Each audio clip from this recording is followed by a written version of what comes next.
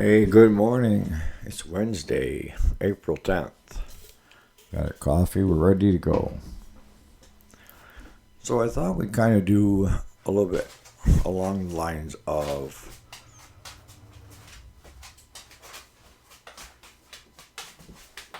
the way society has gone, okay? And whether you're buying local, what causes people to stay local, and why price isn't always the sales pitch, all right? Stay tuned.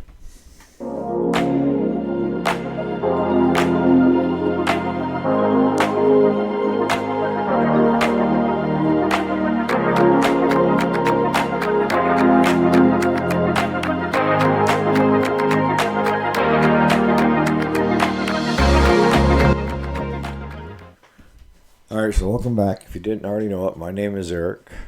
It's the weekday, Monday through Friday, and today is hump day. Today is Wednesday. And today, I want to go more into depth on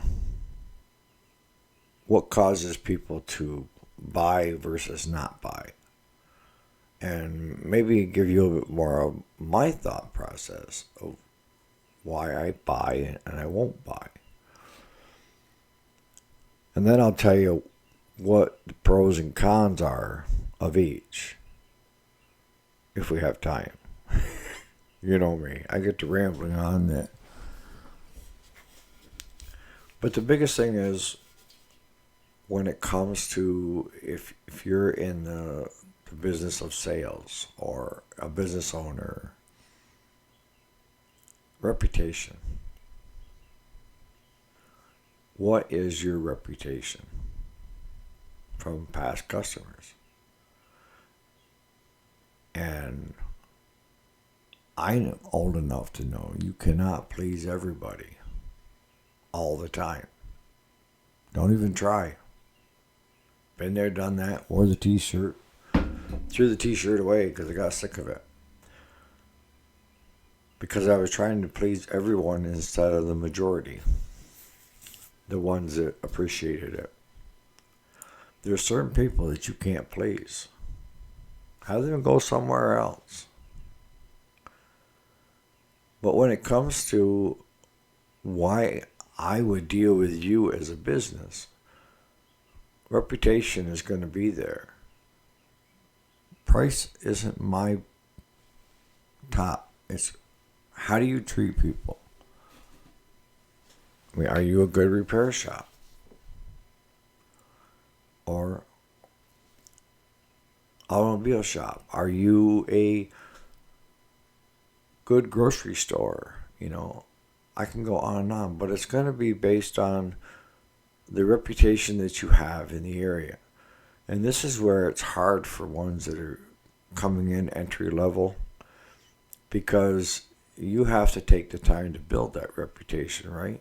It just doesn't automatically show up. It just means that you don't have any good or bad reputation.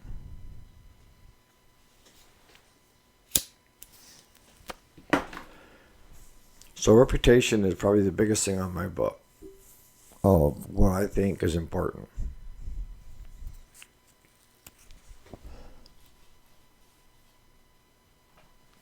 Second comes price. See, the biggest thing is if you're going to run a business, I don't care whether it's service where you're doing repairs and stuff like that, whole goods, whether you're running a convenience store, selling lawnmowers, selling cars, selling furniture, is that the persona that you put off has to be authentic. And I know most of you could think of a time and place where you were kind of a smooth sales type thing, and they gravitated towards the clumsy one. A clumsy salesman that choked up on his words and this and that. Why is that? Because they felt that that person was more authentic than you. You know, you could take some shiesty people and they know how to churn the butter, right? To make it perfect. And when you turn your back on them, you're just the next asshole that they've accomplished or conquered. Where the other one's authentic and appreciates your business. So don't try to be a polished salesperson if you are in the sales divisions. Be yourself. Take interest in the individual. Don't hover over them and don't try to push them pressure sales into anything. That's the worst thing you can do. The best thing you can do is go over and introduce yourself and say, if there's anything you need, just wave your hand or give me a shout and I'll try to answer whatever questions you have to the best of my ability. To the best of my ability. By saying that, you're saying that you're not a well-polished person.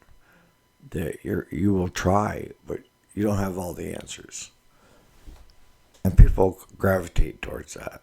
They don't want somebody that knows all the answers, because if they know all the answers, they're filling you full of shit. Right? You need to be who you are. You need to find out who you are. And maybe you aren't made to be a salesperson. I don't know. But I try to teach that you need to get comfortable being yourself, finding yourself, understanding who you are. And then don't change it depending on the scene of the movie. If you're at home, why should you be any different at home than you were at work when it comes to your persona? It shouldn't vary. Now, my home life, my work life is different. But I don't care whether you catch me at the shop, see me here on the videos, or even catch up with me at the local convenience store or down at the diner. You are going to get the same person. Because I learned quite a while ago that I needed to be comfortable in my own skin. I needed to know who I was. Good or bad, you need to know who you are and just be yourself. That is the most authentic way I can tell you that people will gravitate towards you. Just being yourself. And once you find that sweet spot of being yourself, a lot of the anxiety from trying to be somebody that you're not goes away. You're more energetic. You're more approachable. And you love getting in with a conversation because you're not sitting there second guessing. Should I say this? Should I say that? Should I suck up to somebody? Ooh, it just doesn't work, is what I'm getting at.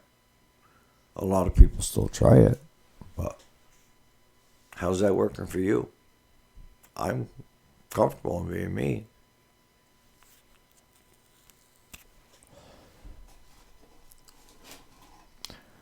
So your reputation is going to precede you, good, bad, or if you haven't been at it long enough, you won't have either. So you're an unknown at that point. You have to have the time, the experience, and the wisdom. And it doesn't happen overnight. A lot of people think, I build it and they'll come, and that's as far from the truth as you can get. If you build it, some may come, but most will never even know you exist, right? So you got to start somewhere. And you got to build your reputation, your character. And somebody that people know they can go to and get an honest answer. And like when it comes to running a repair shop, if you're authentic and you're yourself and you do have an interest in your customers, even giving them bad news is not that bad. Because if you're telling your customer, look, I'm sorry to tell you, but it's going to cost you more than it's worth. I'm telling you that right now. I can fix it. But the cost outweigh the benefit. And I think you'd be farther ahead just to go buy a new unit.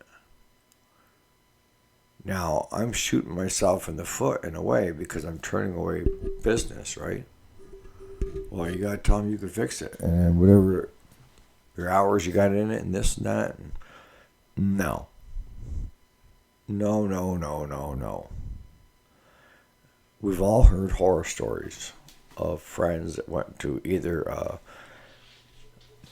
mechanic, whether a repair shop, this and that, and then got stuck for this stupid bill that was twice as much as a new mower or a new four-wheeler or this or that. So your reputation is paramount of people hearing that you're fair with people, you're honest with people, and you're looking out for them. And people appreciate that. If you're not looking out for them, and you're just looking out for yourself, you won't have a lot of customers. So now, there's one. I look at, a person's reputation before I look at price. Now, a lot of people base things on price, and there is a price for it, And the problem is you can either race to the bottom by getting people competing on prices to where nobody makes anything, but the customer turns out good in the short term. Long term, they get screwed. And you're saying, how can that be? Well, here's some examples. If you're not shopping locally, hear me out. When I was growing up, we had a Four Corners in our town. And on that Four Corners, there was a grocery store, and it had a butcher, an actual butcher that could cut the meats that you wanted. And you could call down and put in your order for the following week, sometimes the following day, of what you wanted for cuts, whether pork chops, steaks, and he would cut them up to the way you wanted them and wrap them in paper, brown paper, wax paper, and then put what it was and how many pounds and send you up to the front. Across the road from there was his brother that was a barber. And he wasn't just a guy barber because he did men's haircuts, but he also was a fishing tackle store, guns and ammunition store, trapping store. He carried a little bit of everything in there. And I can remember as a kid going in, and when my brother and my grandfather were getting their haircut before me, I was looking at all the neat stuff that he had. And then we had 2 gas stations, 2 repair shops, one on each end of town. And the town was probably 600-700 people, so really it could support 2 different repair shops so that people get stuff in and out. And the one used to concentrate mostly on oil changes, tires, brakes, and stuff like that, where the other one was more into rebuilding transmissions, rebuilding motors, and that kind of thing. We had a greenhouse in town. And then we had 3 churches. Yeah, 3 churches.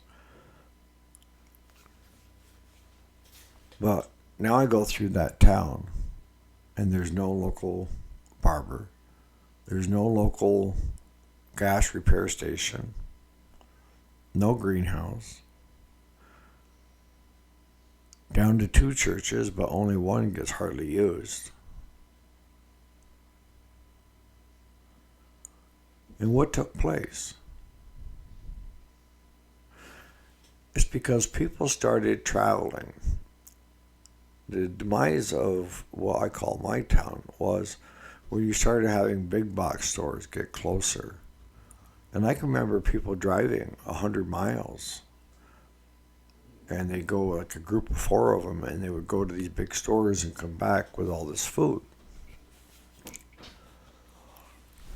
So what ends up happening in that town is if you're in that town and you have a local bank, which we did, and and there used to be a clothing store, but if you have all these things and you're ordering your stuff online and it's coming in by mail, or let's say you're doing online banking, and pretty quick, because it's convenient for you, you can do it whatever you want, is your local bank will cease to exist because nobody needs the 3 tellers that are in there, the loan officer, and the president. Because they're all going online. You can't walk into 3 friendly faces when you're depositing money or taking money out. You don't talk in person to a loan official that knows you, knows your reputation. And years ago, when I dealt with one of the local banks, I would just call down and tell them what I needed, and they'd say, "We'll have it ready by the time you get here. Just come and just sign the paper when you get here." It was a handshake. But now the bank's gone and your 3, 4, 5 employees are gone because you went online banking versus local. You see where I'm going with this? Now, when it comes to your local garage and stuff like that, their mainstay was selling tires, brakes, rotors, windshield wiper blades, doing inspections and this and that. And both garages, I can remember that they had a blue work shirt and a blue pair of pants, and they had their name on it and the name of the garage on the other side, and they had like a neat little ball cap, handkerchief in their back pocket for wiping, checking the oil on the cars, and they're no longer there because people started doing it themselves or taking it back to the big dealerships. And it was cheaper closer in the bigger city, in the bigger town, than it was local for gas. So the only time you bought local for gas was if you forgot to get it when you were in town. Next town over, where it was 20 cents cheaper. But for 20 cents cheaper, they didn't have that personal touch. They came out, checked your oil for you, filled your car up with gas, sold your tires, did your brakes and all that. They were simply a gas station. And it was all automated now, where you just use your debit card, right? And you pump your own gas, and you make sure to check your own oil, right? So now your service stations, they aren't needed anymore. They're gone. And if you're buying all your fishing equipment and your ammo and stuff like that in a bigger town where you can get stuff cheaper, or you're buying it online, now that person no longer needed, and they're gone. You see where I'm going? It was a transition, and it continues to be a transition. It was in my era, big box stores. This era, online shopping. You're taking out all the people and all the jobs. And I think, Ed, you had mentioned about McDonald's, about having it all AI now with 2 employees. Yeah, them 2 employees get good money, I guess. But I like to go to the counter and order my food from some individual that has a smile and happy to see me. I'm not going to stand in front of a robot to get food.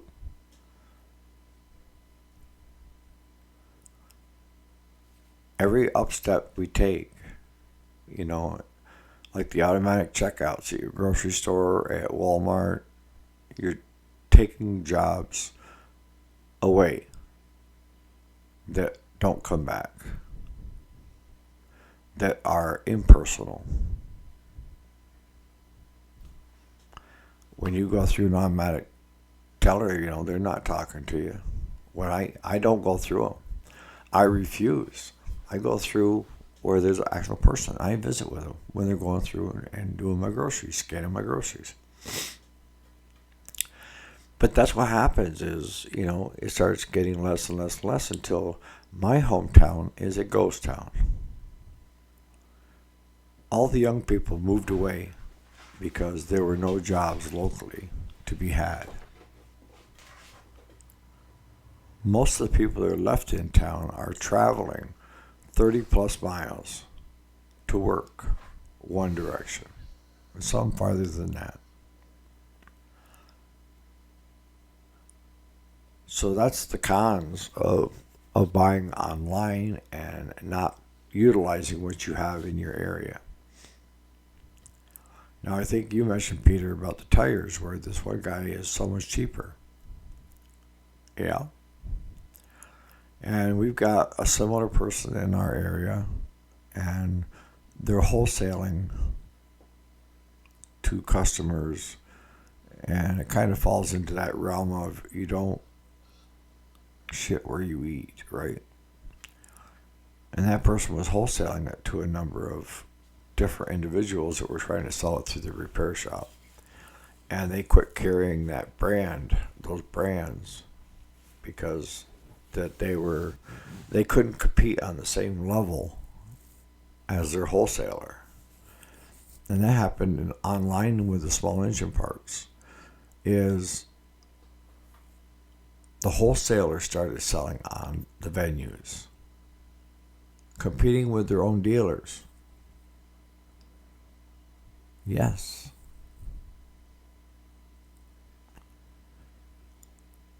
Reputation, then price, and staying local. Why it's worth paying a little bit more if you can stay local versus going online. I'll start wrapping this up. We're getting over 20 minutes. I try to keep it so that you guys don't fall asleep. But the pros and cons of people shopping, price, reputation, it's a very complex, and I try to break it down to the simplest forms as I possibly can. But if you leave today with anything, is you need to find out who you are and what's important to you, and becoming comfortable with yourself. Don't try to be something that you're not. Just be yourself. And you'll notice a lot of changes from being approachable. You'll actually get more work if you're yourself. Now, if you're an asshole, probably that doesn't work. But it may in some cases, I guess. But if you're happy with yourself, you're not going to be an a-hole, right? You're going to be pretty outgoing, and people will gravitate towards that. So you guys have a great Wednesday, and we'll see you here bright and early tomorrow morning.